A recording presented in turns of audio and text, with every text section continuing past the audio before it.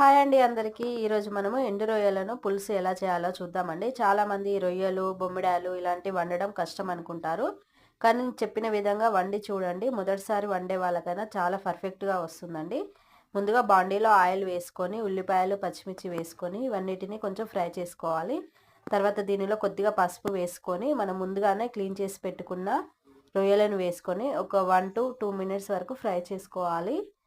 తర్వాత దీనిలో అల్లం వెల్లుల్లి పేస్ట్, తగినంత సాల్టు, తగినంత కారము, కొద్దిగా ధనియా పౌడరు, కొద్దిగా మెంతి పౌడర్ కూడా వేయాలండి. ఈ పులుసు కూరలకు మెంతి పౌడర్ అనేది చాలా టేస్టీగా ఉంటుంది.